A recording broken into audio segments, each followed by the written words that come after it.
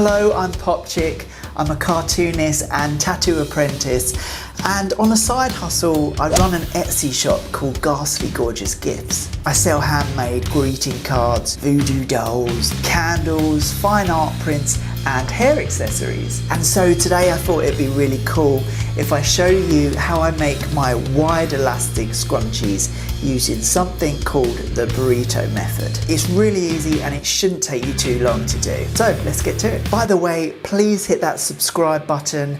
It really helps my channel grow and obviously I really appreciate it. So what you're going to need is a rotary cutter, 2 cm wide elastic, scissors, a fabric ruler, sewing machine and thread, an iron, and of course your fabric. So first I take my fabric and I cut it 4 inches wide by 20 inches long. Then I cut my elastic to 9 inches in length. Take my fabric and fold it in half. And this is where I like to place my brand tag, but obviously if you don't have one, then just skip this step. I try to get my tag as central as possible, and I make sure the writing of the tag is going inside, so onto the sewing machine. Sew a 1/2 inch seam allowance along here, making sure to lock in that tag. Don't forget to back tack at the beginning and the end of the stitch. Now open up that fabric and flatten the seams out. Turn it over and match the top edges together and roll it up as tightly as you can. Now bring the bottom edges together and match them at the seam.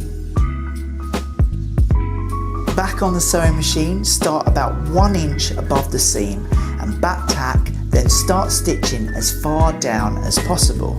Now lock down the needle and start pulling the fabric in the middle towards you. This can be really tricky, so have some patience, but the more you do it, the quicker you'll get with it.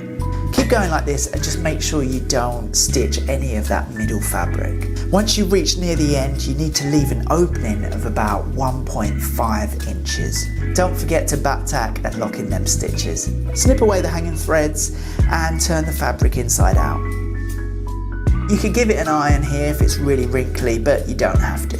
You can also use the non-roll elastic, but I find it to be a little bit too strong and it's not as flexible. Now take your elastic and stick a safety pin on the end.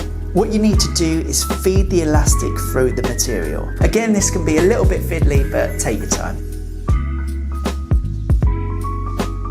Now some people like to tie a knot in the elastic, but I don't really like to do that because it leaves a hard knot under the material. And what I like to do, I like to stitch that elastic together. And for this I use the zigzag stitch. And I go over it a whole bunch of times just so it's extra strong. Now to close the opening, you can slip stitch it, but I usually just machine it. But just remember, back tack at the beginning and the ends. And there you have it, a wide elastic scrunchie. It looks cool. So I hope you enjoyed that video. Give it a thumbs up if you liked it, and obviously enjoy making your own scrunchies. But if you don't want to make your own, just head over to my Ghastly Gorgeous Gifts shop on Etsy and I'll be happy to send you one out. Take care, till next time, I'll see you in the next video. Bye bye.